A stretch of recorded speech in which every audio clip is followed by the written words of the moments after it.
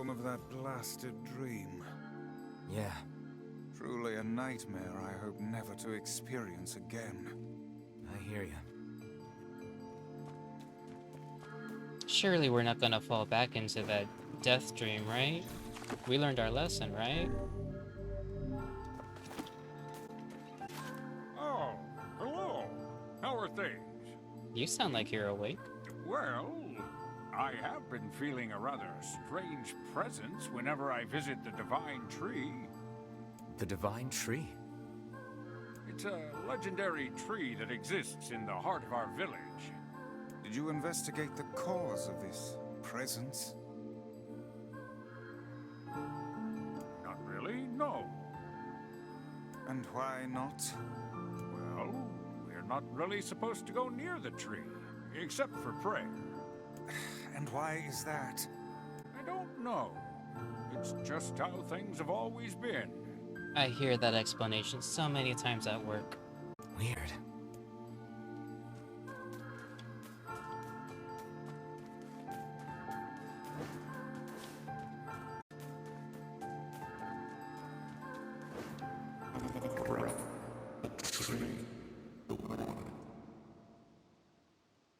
The heck is this?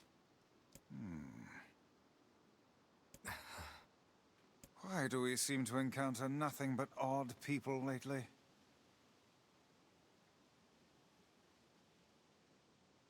You should talk, Vice. As if Grimoire Vice is capable of spouting such nonsense. Hang on. I don't think it's done.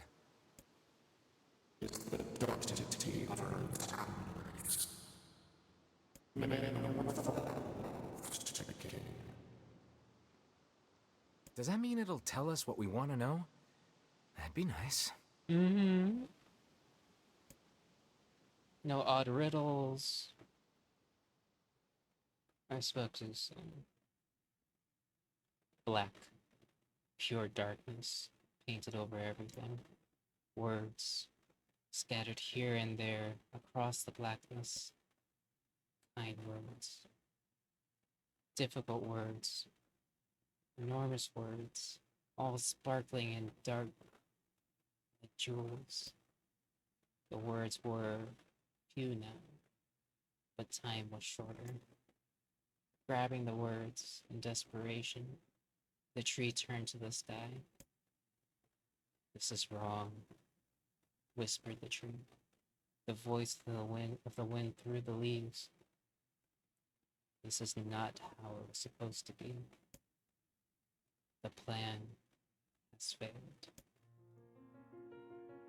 Once, long ago, the tree had remembered everything about the world. This was its task, its function, its purpose. It shivered, with something approaching joy as it collected the memories of mankind. This was no accident. Emotions were as much of a part of the tree as the roots and bark. Memories collected like dew on the thick green leaves of the tree. And once they had formed a web that had spanned the entire world, words collapsed into sunlight before passing through the leaves and into the pool of memory. From the pool, the words joined together to form colonies. The colonies united into whirlpools of light, and the light coalesced into stars. Each star was like a child of the tree, and it loved them all. Look at my memory. A child is here, brought low by disease. He is far too young to have suffered so. Then beyond words, the boy's skin is a shade of paler than the bleached sheets upon which he lies on. His parents no longer visit him, for they cannot bear to watch him suffer. The doctors have long since surrendered to his fate to the gods. The boy, too, has abandoned hope. Strange emotions, weariness, hatred swell within the dark recesses of the young's heart. He tries to reject the black terror that germinates in his body, but no amount of effort or tears can drive the invader away. As he long ceased to resent his parents and doctors, once he did, but now his pain is so great that there is no room in his heart to think of others. Only one person brings the boy comfort. A healthy young girl, tan skin, deep brown eyes. She is a beacon of brightness and light in the boy's world. Her presence is a comfort to him. But he is unable to look upon her face. Whenever they meet, the boy is filled with loathing of his own state. Soon his loathing eats away at what joy he receives from the girl's visits. The girl will stop coming. He knows this. His every waking moment is spent in fear of this day. He thinks that if he could talk to her, if he could tell her his feelings, this might not be so. But this conversation never happens. The girl disappears. The boy dies alone. The tree scoops up this memory and carefully stores it within itself, etched upon a single word: envy. Look at my memory. There is a female warrior. Her greatest enemy is the beast with red eyes that cannot fully comprehend. When she strikes it with her sword, it turns into a pillar of salt and dies. But when the white smoke clears, a new enemy rises, and another, and another. The warrior knows that her struggle is folly, but fighting the unending stream of enemies fills her with a sense of joy and purpose. Somewhere deep in the warrior's drug-addled mind lies a vague memory of her daughter. Perhaps the child exists only in her head, the dying remnants of a powerful dream. She does not know. Her friends, fellow warriors come and go. Some flee in terror, some are eaten. She began to fight with 63 companions, but most are gone now.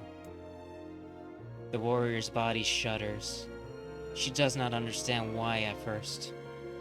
By the time she hears the fierce, low sound, the arena is already enclosed in darkness. Looking up, the warrior sees the beast so large that it bolts out of the sky.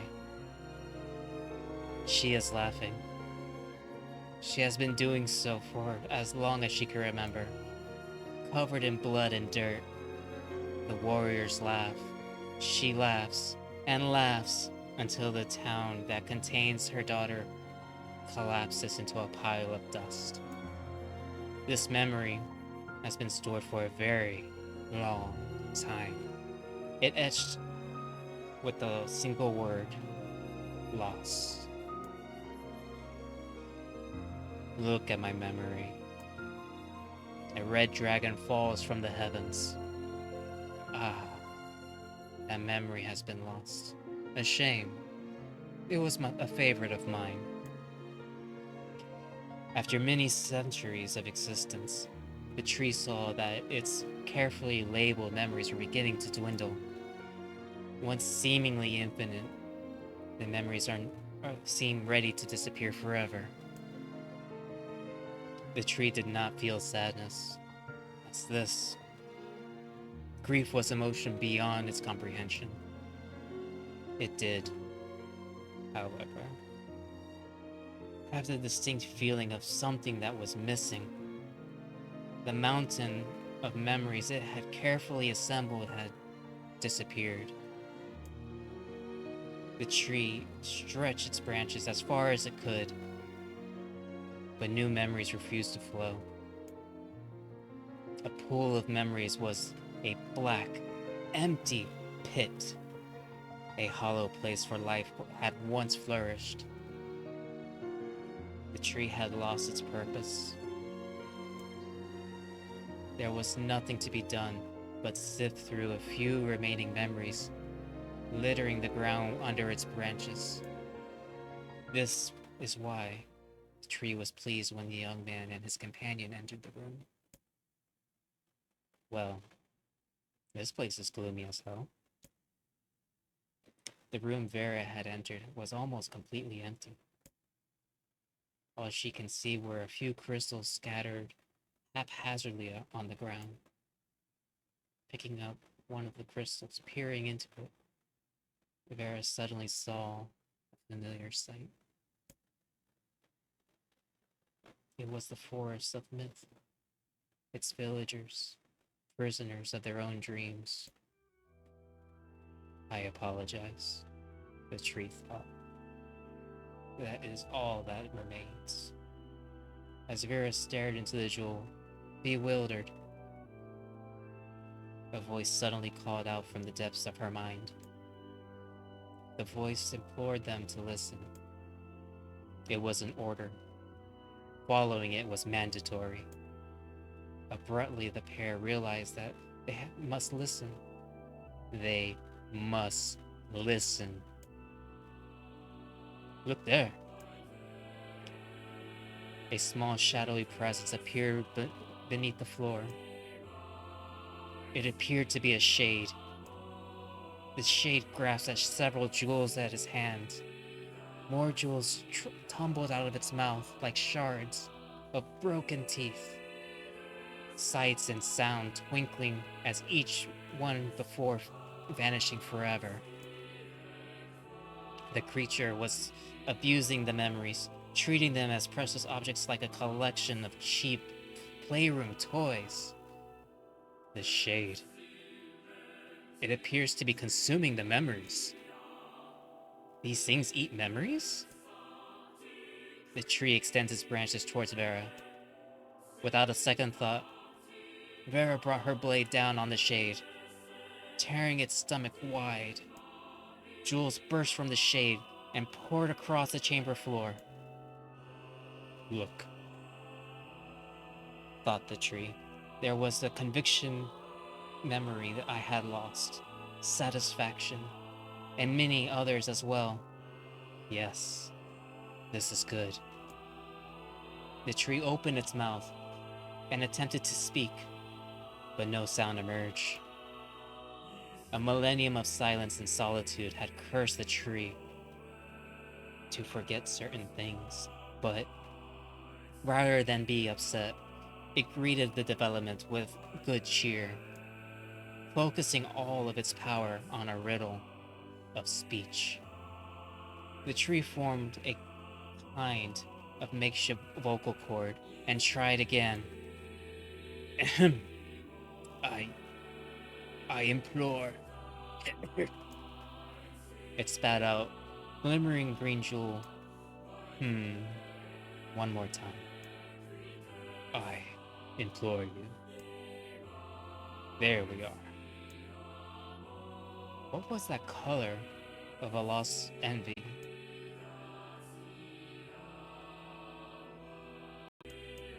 Blue, yes.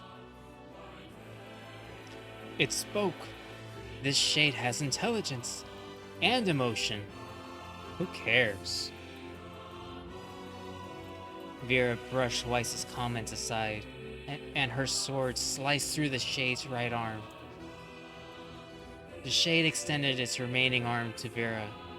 I must touch him. I must make contact. The moment its fingers brushed against Vera, the tree had felt a warm sensation began to burn. Something hot coursed through its fingers, up its arm, and out through its entire body. It was emotion, more than the entity had felt in centuries. The tree cried out in surprise and joy. And 1,000 years alone 1,000 years in quiet contemplation. The tree felt like it was going to break apart. For long centuries, the tree had been alone, its heart sealed in with heavy chains, but no more. New powerful emotions began to take hold, causing its heart to lighten. And this was more than a simple emotion it had been designed to feel, but it was the beginnings of a soul. And the young man was the key. This was the promise made long ago. This was how it would be released. The tree's stomach began to throb in pain. A new, unpleasant sensation. But the time was not yet right. I implore you. How many were lost by the warrior who fought the red-eyed beast? 33. And her daughter. Okay, riddle time's over. I'm gonna kill this stupid shade once and for all. Something round and shiny fell from the open stomach and clattered onto the floor. The key! It cried the book. Secure the key!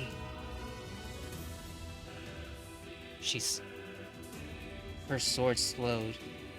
Time began to dilate around them, stretching and slowing. Time is essential. The next word must be heard. The words exploded, but in difficult to discern their meaning. The pool of memories began to crack as infinite blackness burrowed its way into the wall. Weiss, this world is falling apart. How can a world of letters, I implore, most important thing, world.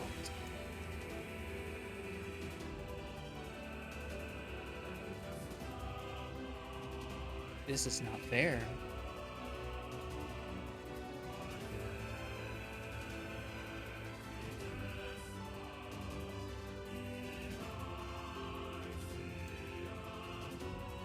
It's Vespera. The light was complete. The memories disappeared. The tree's identity began to dissolve. As the letters slowly faded, Vera slowly drawn back to the real world, and the tree was satisfied.